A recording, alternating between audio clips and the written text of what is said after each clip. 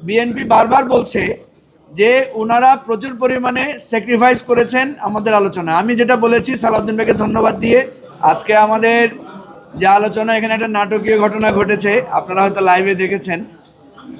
যে আমরা ভেবেছিলাম প্রথম যে ইস্যুটা ছিল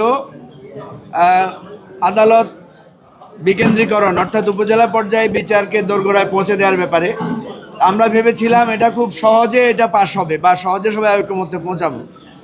তো বেশিরভাগ আলোচনা যখন পজিটিভ ছিল, আমরা ধরে নিয়েছিলাম যে এটা সবাই একমত হবেন।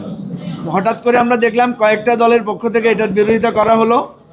তখন আমাদের সভাপতি জিজ্ঞেস করলেন যে এটা কি আপনাদের জোটের সিদ্ধান্ত কিনা, যে আপনারা এই প্রস্তাবের বিপক্ষে।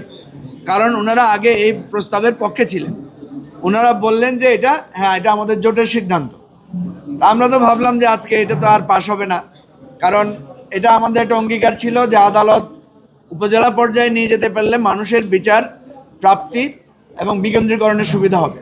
এক্সট্রিম মশার কয়েল প্ল্যান্ট ফাইবার দিয়ে তৈরি, তাই সহজে ভাঙে না, সুগন্ধিযুক্ত ও নিরবিচ্ছিন্নভাবে জ্বলে। ডেঙ্গু, চিকুনগুনিয়া বাহি সহ যে কোনো মশার বিরুদ্ধে দেয় এক্সট্রিম সুরক্ষা। তো সর্বশেষ যখন বিএনপির সালাউদ্দিন আহমেদ বক্তব্য রাখলেন, তখন আমরা দেখলাম যে উনি নাটকীয়ভাবে পুরো বিষয়টাকে, প্রস্তাব যেভাবে দেওয়া হয়েছে সেটাকে উনি ব্যাখ্যা করে উনি এটাকে সমর্থন দিলেন। অর্থাৎ আমাদের এই প্রথম প্রস্তাব যেটা ছিল উপজেলা পর্যায়ে আদালত স্থানান্তর করা, সম্প্রসারণ করা এবং দোরগোড়ায় বিচার পৌঁছে দেওয়ার ব্যাপারে আমরা ঐকমত্যে পৌঁছেছি।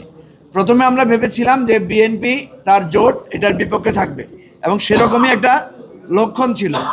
তো আমি স্পেশালি আজকে সালাউদ্দিন ভাইকে ধন্যবাদ দিই, কারণ উনি বলেছেন যে ওনাদেরকে নাকি ধন্যবাদ দেওয়া হয় না।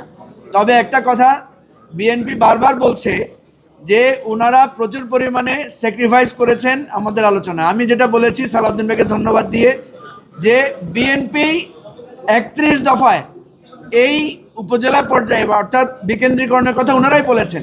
সুতরাং ওনারা বরং স্যাক্রিফাইস করছেন না, ওনাদের আলোচনাটাকে আমরা করছি এবং আমরা এটাকে সহযোগিতা করছি।